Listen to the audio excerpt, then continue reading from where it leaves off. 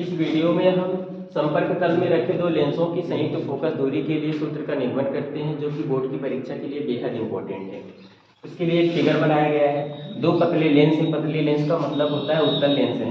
यहाँ पर दो पतले लेंस यानी उत्तल लेंस L1 L2 है, एक दूसरे के संपर्क में, संपर्क का मतलब एक दूसरे के संपर्क में यहाँ पे टच में रखे गए हैं। और देखिएगा बिंदु O पर, मुख्य अक्ष पर बिंदु O पर एक वस्तु रखी गई है, जिससे चलने वाली किरणें लेंस के पहले पृष्ठ पर पड़ती हैं। लेंस के पहले पृष्ठ द्वारा इसका प्रतिबिंब आई डैश पर बनता है। यह प्रतिबिंब आई डैश दूसरे लेंस के लिए आभासी वस्तु का कार्य करता है। दूसरे लेंस द्वारा इसका जो प्रतिबिंब है कहाँ पर बनता है, आई पर बनता है। तो हम यहाँ पर लिखते हैं पहले लेंस के लिए,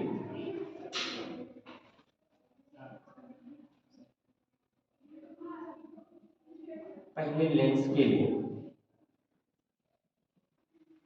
लेंस की फोकस दूरी का सूत्र होता है 1/f बराबर 1/v माइनस में 1/u। ये f फोकस दूरी है, v क्या है, लेंस से प्रतिबिंब की दूरी है, u क्या है, लेंस से वस्तु की दूरी है।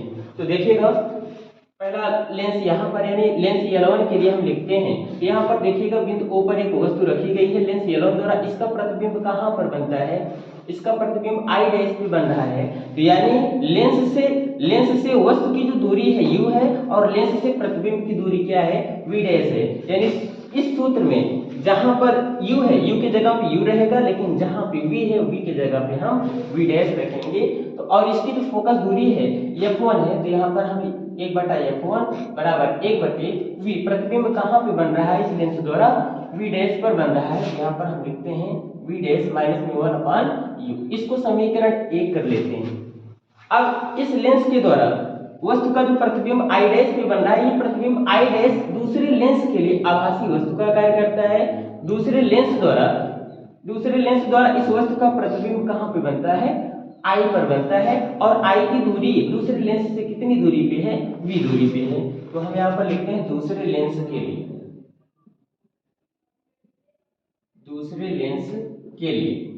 दूसरे लेंस की फोकस दूरी हम यहाँ पर f2 लिखेंगे। 1/f2 बराबर कितना, 1/। अब देखें यहाँ इसी सूत्र से चलते हैं, प्रतिबिंब कितनी दूरी पे बन रहा है, v दूरी पर, और वस्तु कितनी दूरी पर है। अब यही जो प्रतिबिंब की दूरी है वस्तु का काम करेगी, यानी दूसरे लेंस के लिए। तो देखिएगा यहाँ पर हम क्या लिखते हैं, v डैश लिखते हैं, यानी 1/, क्या लिख सकते हैं यहाँ पर, v डैश। समीकरण इसको हम 2 लिखते हैं, समीकरण 1 और 2 को जोड़ लेते हैं, समीकरण 1 + 2 से समीकरण 1 और 2 को जोड़ा जाएगा, बायां पक्ष बाएं में, दाहिना पक्ष दाहिने में जुड़ जाएगा। 1/f1 प्लस में 1/f2 बराबर 1/v डैश माइनस में 1/u। ये वाला लिखे हैं। अब ये वाला लिखते हैं प्लस में 1/v माइनस में 1/v डैश।